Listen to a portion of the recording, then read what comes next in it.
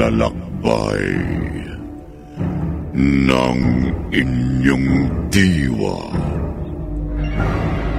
Pagsaksi sa mga pangyayaring hindi mo sukat akalain.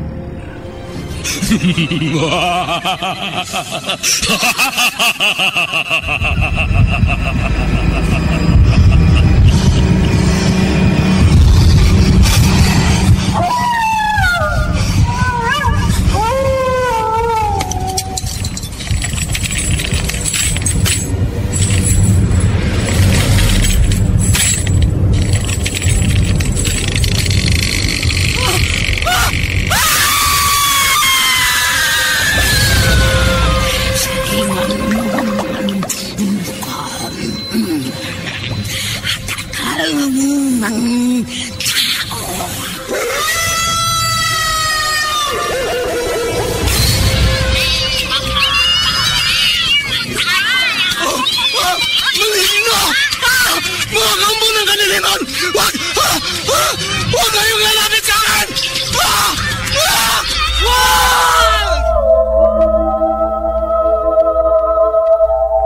Mga kababalaghang hindi kayang tanggapin ng inyong isipan, nagaganap tuwing sasapit ang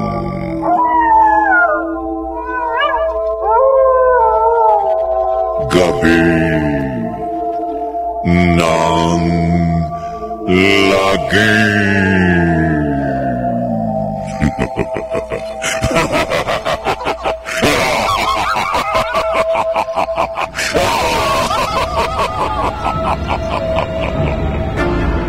Pinagsamang produksyon ng DZRH at Star City.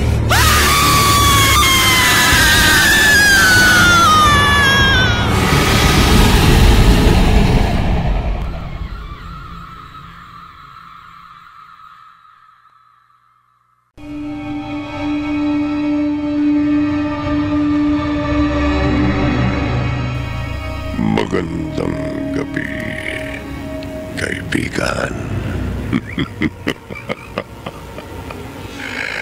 May ibang tao ang kapag nakaranas ng malagim na pangyayari na maituturing na bangungot, hindi na magkaroon ng katahimikan at lagi nang binabagabag ng sindak sa alalahaning maulit ang malagim na sinapit.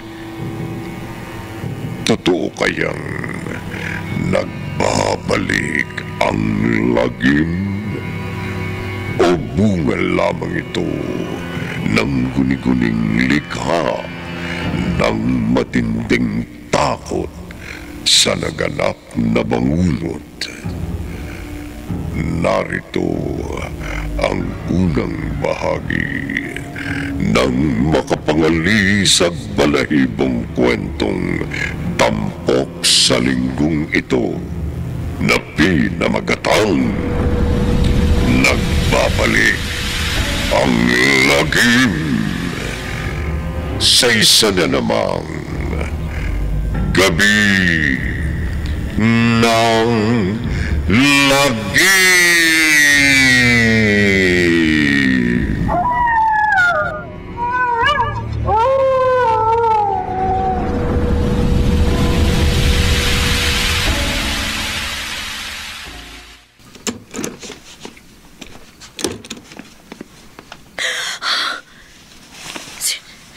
Sino ka?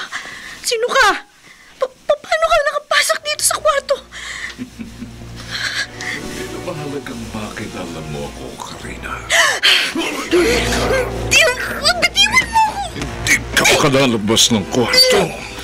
Walang maaaring tumulong sa'yo, Karina. Malayo itong bahay sa ibang kabahayan. At alam kong wala rito ang iyong asawa. Isa pa may kapangyarihan ako. Meron akong karunungang itim. Kaya sa ayaw at sa gusto mo, magagawa kong lahat ng gusto ko sa'yo. Ano kailangan mo sa akin? Matagal na akong nagpapantasya sa kagandahan mo. Kaya ang kinigit sa...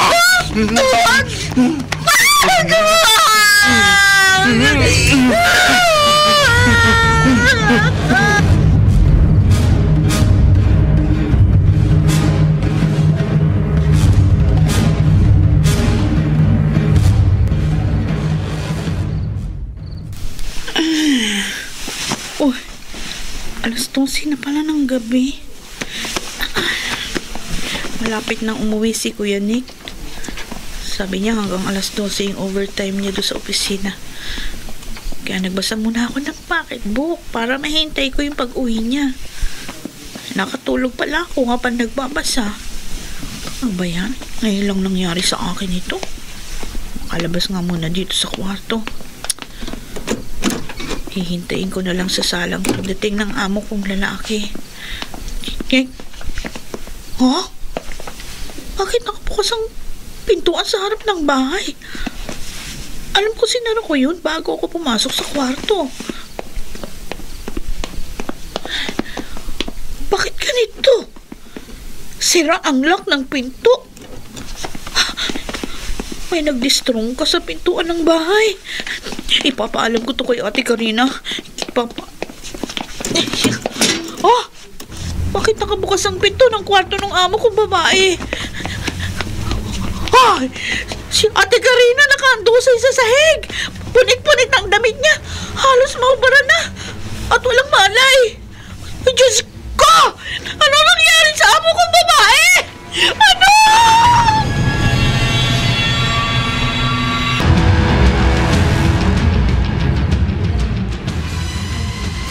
Pinagsamantalahan ako, Nick. Pinagsamantalahan ako. Sino, Karina? Sino hayop na nagsamantala sa'yo? Sino? Hindi ko siya nakilala. Nawalan ako ng malay sa takot ko sa kanya. Natauhan lang ako nang gisingin ako ni Beth. Ang pinagtataka ko, Kuya Nick, hindi ako nagising habang may ibang tao dito sa bahay. Kaya nga, hindi ko natulungan si Ate Karina bago ka dumating. Sabi ng lalaking yun, walang makakatulong sa akin dahil may kapangyarihan siya. Pero siya karunungang itim. Hayop na yun. Sino ba na lalaki yun? Mapapatay ko siya. Mapapatay ko siya.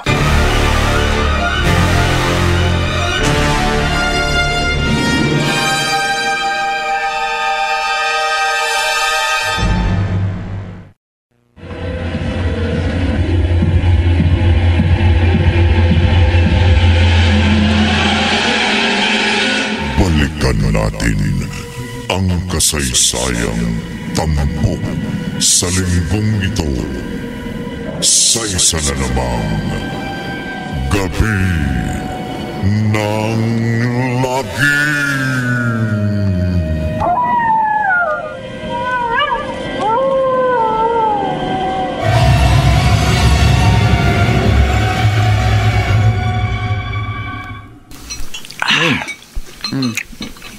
Masarap. Masarap itong niluto mong almusal, Lola. Himalaya yata, Simeon. Sa tagal ng pagsasama natin, mula na maulila kang lubos sa mga magulang mo. Ngayon ka lang nasarapan ng luto ko, Hindi ko lang nasasabi, Lola. Pero noon pa ako nasasarapan sa luto mo. Pareho kayo na yumaon lolo mo. Bulero! Ay, sa wakas. Nakita rin kitang tumawa. Oh, dati naman akong tumatawa. Pero madalas seryoso ka. At madalas, gusto mo nag-iisa ka. At umalis ka ng bahay. May pinagkakaabalahan lang ako. Ano naman ang pinagkakaabalahan mo? Secret. Simeon. Binata itong apo mo. At natural lang na may pagkaabalahan ako bilang isang binata. Halimbawa, ang pandiligaw. Sana nga. Sana nga'y panliligaw lang ang pinagkakaabalahan mo. At hindi ang Ang Alam ano? mo, ang gusto kong sabihin, no maaksidente ang mga magulang mo, nasawi agad ang iyong ama. Pero ang iyong ina habang nag-aagaw buhay, kinausap ka ng sarilinan. Ayaw mo namang ipaalam sa akin ang pinag-usapan nyo bago nalagutan ng hininga ang iyong ina. At yun ang aking inaalala. Lola, wala ka naman dapat ipag-alala. Dating mangkukulam ang nasira mong ina, Simeon. Hindi mo maialis sa akin na maghinala na bago nalagutan ng hininga ang iyong ina, ipinamana niya sa iyo ang karunungan niya bilang isang mangkukulam.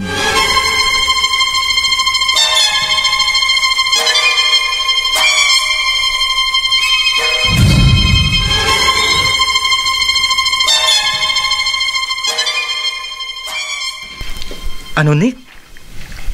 Karunungang itim? Oo, Rusty. May karunungang itim daw ang lalaking pumasok sa aming bahay at nagsamantala sa asawa ko. Inamin ko na sa iyong gumugulo sa isip ko dahil dadalawa lang naman tayo rito sa ating opisina. Atin-atin lang to, Nick. Walang ibang makakaalam ng masamang nangyari sa asawa mo. Tiwala naman ako sa iyo dahil kaibigan kita. At matagal na tayong magkasama sa trabaho. Totoo kaya yung karunungang itim? Maaari. Dahil sa unang pagkakataon, naging malalim ang tulog ng aming kasambahay. Nung gabing pinasok ang bahay namin ng hayop na nagsamantala sa asawa ko. Nick? Makilala ko lang ang hayop na lumapastangan sa asawa ko, Rusty. Magbabayad siya sa akin. Magbabayad siya sa akin ng mahal. Kahit meron siyang karunungang itim.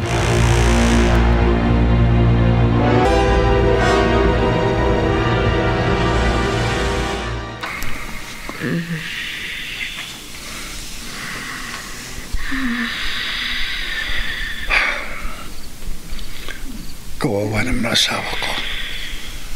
Kahit natutulog siya, bakas sa mukha niyang pagkabahala. Kahit natutulog siya, parang siyang nahihirapan. Malamang napapanaginipan niyang naging karanasan niya nang pagsamantalaan siya ng hayop na lalaking kumahasa sa kanya. Karina! Karina, gumising ka! Karina! Karina! Nick! Bumangon ka muna. Umuungol ka habang natutulog. Napasigaw ka pa. Binabangungot ka yata. Ang lalaking nagsamantala sa akin. Babalikan niya ako. Nagbanta siyang babalikan ako. Huwag kang matakot. Pagsasamantalahan niya uli ako.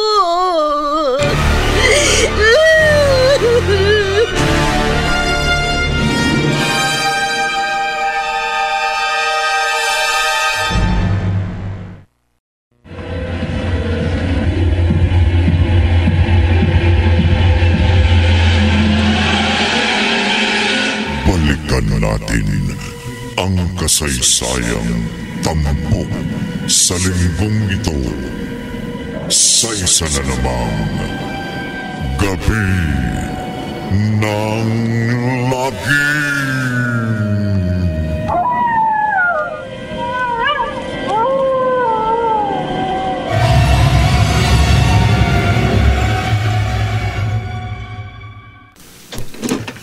Simeon, Lola, kalaliman ng gabi.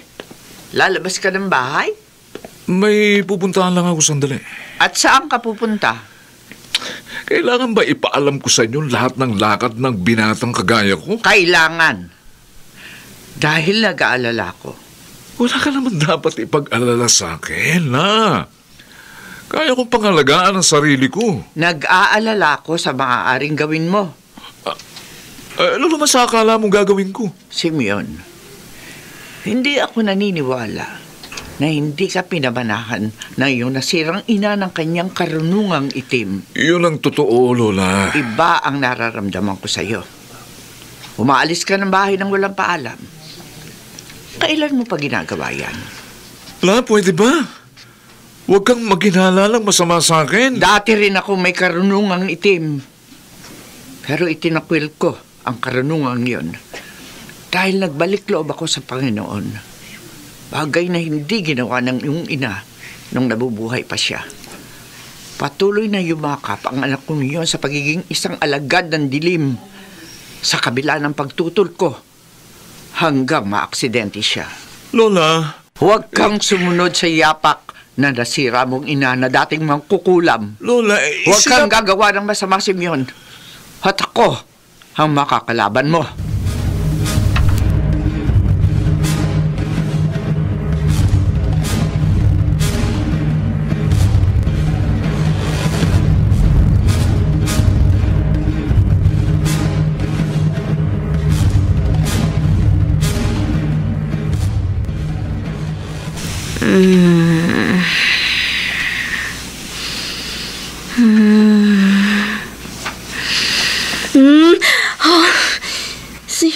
Sino ka?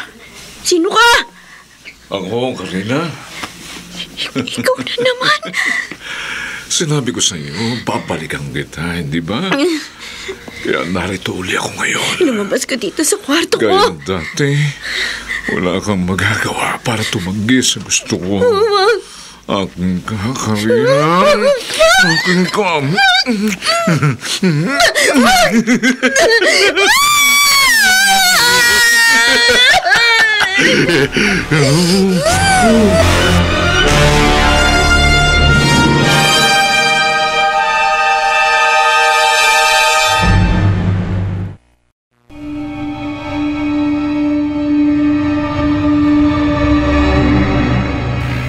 Hindi na kaya magwakas ang bangungot na dinaranas ni Karina sa lalaking may karunungang itim.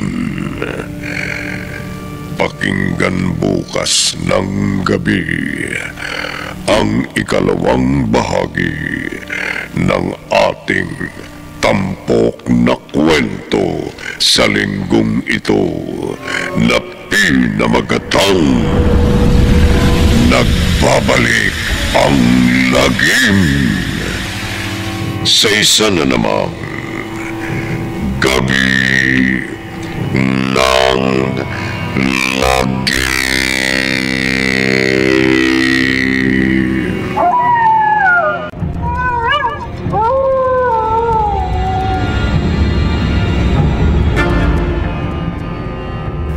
Mga nagsigala: Bobby Cruz, Chiquit del Carmen Amor, June Martin Legaspi, Rosana Villegas, Jerry Mutia, at Susan Robles. Naglapat ng tunog, Temyong, sa musika ni Bugoy Salonga. Supervisyong teknikal ni na Eric Lucero at Bong Muyar.